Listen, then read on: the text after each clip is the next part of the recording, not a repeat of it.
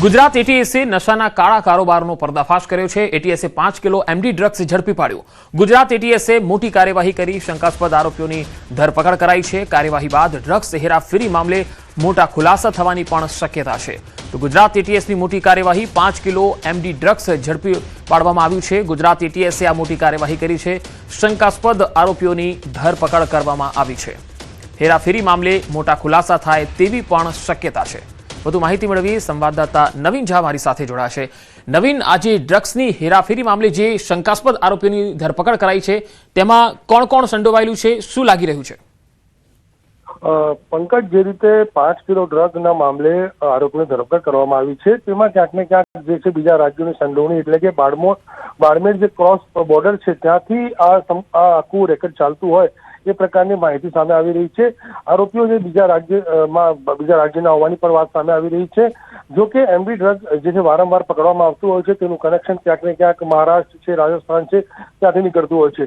ગુજરાત એટીએસે છેલ્લા ઘણા સમયથી બીજા રાજ્યોમાં પણ જઈને અને જે ફેક્ટરીઓ છે તે પકડી પાડ્યું છે, ત્યારે આ કેસમાં જે રાજસ્થાન સિવાય બીજા ક્યાં ક્યાં કનેક્શન છે તેનો પણ ખુલાસો થઈ શકે તેમ લાગી રહ્યું છે। જી નવીન, આભાર માહિતી આપવા માટે। બનાસકાંઠામાં બાળકનું અપહરણ કરનારો પકડાયો છે। પોલીસે ગણતરીના જ કલાકોમાં આરોપીને પકડ્યો છે। પાલનપુરના ધનપુરા પાટિયા નજીકથી બાળકનું અપહરણ થયું હતું। શ્રમિક પરિવારના આ બાળકને ચોકલેટની લાલચ આપીને અપહરણ કરવામાં આવ્યું। અજાણ્યો શખ્સ બાળકને ગાડીમાં બેસાડીને ફરાર થયો હતો। એલસીબી અને એસઓજી પોલીસે ટેકનિકલ સર્વિસને આધારે આરોપીને ઝડપી લીધો હતો। દાંતાના નારગઢ નજીકથી આરોપી ગાડી ચાલકને ઝડપી લેવામાં આવ્યો હતો। વધુ માહિતી મેળવીએ સંવાદદાતા કિશોર તુવર બનાસકાંઠાથી જોડાયા છે। કિશોર, આ જે આરોપી છે ગાડી ચાલક, તે કોણ હતો અને તેનો ઈરાદો શું હતો? ચોક્કસથી અત્યારે તો પાલનપુર અંબાજી હાઈવે પર જે ધનપુરા પાટિયા નજીક એક શ્રમિક પરિવારના બાળકને ચોકલેટની લાલચ આપીને તેનું અપહરણ કરવામાં આવ્યું હતું। ગાડી ચાલક તેને અપહરણ કરીને દાંતાના નારગઢ નજીક લઈને ગયો હતો। ત્યારે જે એલસીબી અને એસઓજીની ટીમે પોલીસ ટેકનિકલ સર્વિસના આધારે તેમજ સીસીટીવી ફૂટેજોના આધારે આરોપીઓ સુધી પહોંચી હતી અને આરોપી પાસેથી અત્યારે તો બાળકને સુરક્ષિત છોડાવવામાં પોલીસને સફળતા મળી છે અને પોલીસે આરોપીની અટકાયત કરીને વધુ તપાસ હાથ ધરી છે। બાળકનું અપહરણ શા માટે કર્યું હતું, આગળ કોઈ ગુનામાં તે સંડોવાયેલો છે કે કેમ, તેને લઈને પણ અત્યારે તપાસનો ધમધમાટ ચાલી રહ્યો છે। પરંતુ બાળકના પિતા છે તેની પણ પૂછપરછ પોલીસ દ્વારા કરવામાં આવી રહી છે કે બાળકના અપહરણ પાછળ અન્ય કારણ કોઈ છે કે નહીં, તેને લઈને પણ પોલીસે તપાસ હાથ ધરી છે। વાલીઓ માટે આ જે કિસ્સો છે આ કિસ્સો જે છે તેને લઈને અનેક સવાલો પણ ઉઠી રહ્યા છે, કારણ કે પોતાના બાળકને ધ્યાન રાખવું જોઈએ અને કોઈ બાળકને ચોકલેટની લાલચ આપે અને તેનું અપહરણ થઈ જાય એ વાલીઓ માટે લાલ બત્તી સમાન કિસ્સો પણ કહી શકાય। પંકજ। જી કિશોર, આભાર માહિતી આપવા માટે। વડોદરામાં આમ આદમી પાર્ટીએ ભાજપના કાર્યકર્તાને ટિકિટ આપી। પાદરામાં આમ આદમી પાર્ટીએ ભાજપના કાર્યકર્તાને ટિકિટ આપી દીધી। ભાજપના કાર્યકર નટવરસિંહ પઢિયારના પત્ની કાંતાબેનને ટિકિટ આપવામાં આવી। વડુ જિલ્લા પંચાયત બેઠક પર આ ટિકિટ ફાળવવામાં આવી। આપે જાણ બહાર આ ટિકિટ ફાળવી હોવાનો આક્ષેપ છે। નટવરસિંહ પઢિયારે ટિકિટનો અસ્વીકાર કર્યો છે। તો વડોદરાથી આ મહત્વપૂર્ણ સમાચાર। આમ આદમી પાર્ટીએ ભાજપના કાર્યકરને ટિકિટ આપી દીધી। પાદરામાં આમ આદમી પાર્ટીએ ભારતીય જનતા પાર્ટીના કાર્યકર્તાને ટિકિટ આપી છે। ભાજપના કાર્યકર નટવરસિંહ પઢિયારના પત્ની કાંતાબેનને ટિકિટ આપી। વડુ જિલ્લા પંચાયત બેઠક પર આ ટિકિટ ફાળવવામાં આવી છે। આમ આદમી પાર્ટીએ જાણ બહાર આ ટિકિટ ફાળવી હોવાનો આરોપ થઈ રહ્યો છે। હું ભારતીય જનતા પાર્ટીના વિચારસરણી વાળો માણસ છું, પણ આમ આદમી પાર્ટીએ અમારી જાન બહાર અમારી ટિકિટ ફાળવણી કરી છે। અમારે એ લડવાની નથી અને અમારે કોઈ આમ આદમી પાર્ટીની સાથે કોઈ સંબંધ નથી અને કોઈ હોદ્દો પણ છે નહીં। વધુ માહિતી મેળવી વડોદરાથી સંવાદદાતા હાર્દિક દીક્ષિત જોડાયા છે। હાર્દિક, આ જાણ બહાર ટિકિટ ફાળવી છે, આ સમજણની બહારની વસ્તુ છે। આમ આદમી પાર્ટીના કોઈ નેતા સાથે વાતચીત થઈ શકે છે આ મામલે? બિલકુલ પંકજ, જો આમ આદમી પાર્ટીની વાત કરીએ તો સ્થાનિક સ્વરાજની ચૂંટણીમાં તે જંપ લાવવા માટે ધમ પછાડા કરતી હોય અથવા તો પછી આ સૌથી મોટો છબોડો હોય તેવું કહી શકાય। આમ આદમી પાર્ટીના જે અગ્રણી છે તેમની સાથે સંપર્ક કરવાનો પ્રયત્ન કર્યો હતો, પરંતુ તેમના દ્વારા ફોન જે છે તે રિસીવ નહોતો કરવામાં આવ્યો। એના કારણે એમની સાથે વાત જે છે નથી થઈ શકી।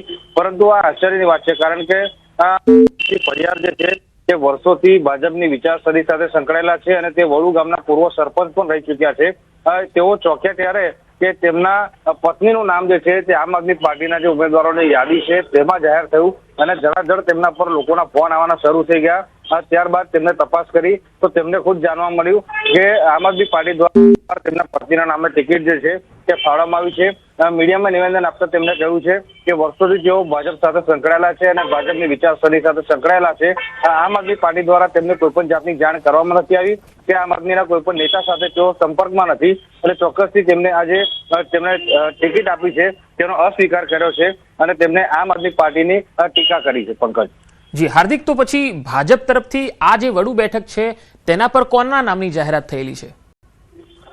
બિલકુલ, હજી સુધી ભારતીય જનતા પાર્ટી દ્વારા જે ઉમેદવારોના નામો જે છે તેના જાહેર કરવામાં નથી આવ્યા, પરંતુ ટૂંક સમયમાં ભાજપ દ્વારા જે મેન્ડેટ અપાશે ઉમેદવારોના નામો જે છે તે જાહેર કરવામાં આવશે. પરંતુ ચોક્કસથી વડોદરા શહેર અને જિલ્લાની વાત કરીએ તો જ્યારથી ચૂંટણીની જાહેરાત થઈ છે ત્યારથી વડોદરા શહેર અને જિલ્લામાં આ રીતે રાજકારણ જે છે તે ગરમાયેલું જોવા મળી રહ્યું છે.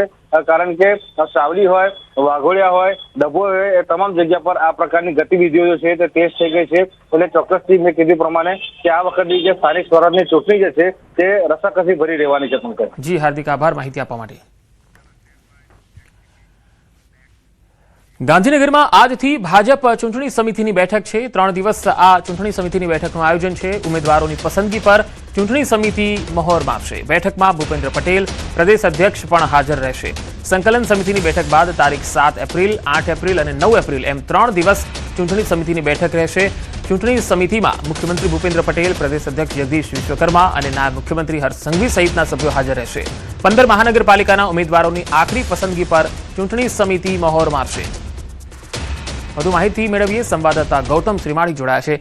ગૌતમ, 3 દિવસની આ ચૂંટણી સમિતિની બેઠકમાં શું નક્કી થવાનું છે?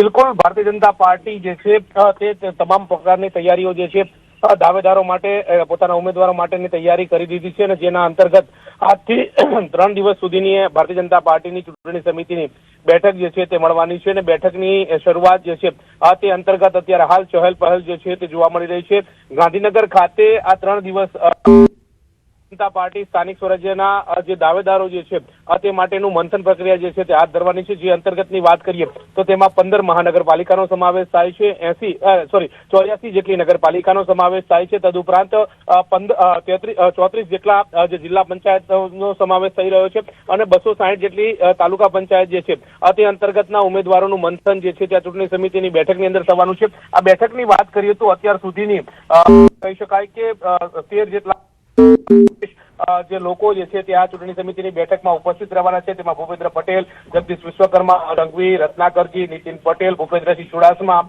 પ્રદ્યુમનસિંહ વાજા, દર્શનાબેન જરદોશ, બાબુ બોખરિયા, રાજેશ ચુડાસમા, રટુજી ઠાકોર, ગણપતસિંહ વસાવા, અંજુબેન વેકરિયા જે છે તે વિશેષની ઉપસ્થિતિમાં આ જે બેઠક યોજાવાની છે. સાથે સાથે વિશેષ આમંત્રિતોની વાત કરીએ તો CR પાટીલ, પરસોત્તમ રૂપાલા, RC પડદુપ અને જીતુ વાઘાણી. તદુપરાંત આમંત્રિત સભ્યોની વાત પટેલ અને વર્ષાબેન દોશી એમ આ તમામ લોકો જે છે તેમની ઉપસ્થિતિમાં ચૂંટણી સમિતિની બેઠક જે છે તે મળવાની છે. બેઠકની અંદર ભારતીય જનતા પાર્ટી જે છે તે પોતાના ઉમેદવારોના નામો જે છે તે અંતર્ગતનું મંથન કરશે. તે અંતર્ગતની જે સમગ્ર પ્રક્રિયા જે છે તે હાથ ધરશે અને ત્યારબાદ જાહેર કરશે. પરંતુ કહી શકાય કે આ 3 દિવસ અંતર્ગત ભારતીય જનતા પાર્ટી જે છે તે પોતાના જે દાવેદારો જે છે સ્થાનિક સ્વરાજ્ય ચૂંટણી માટે તેના નામ જાહેર કરશે. જી ગૌતમ, આભાર માહિતી આપવા માટે.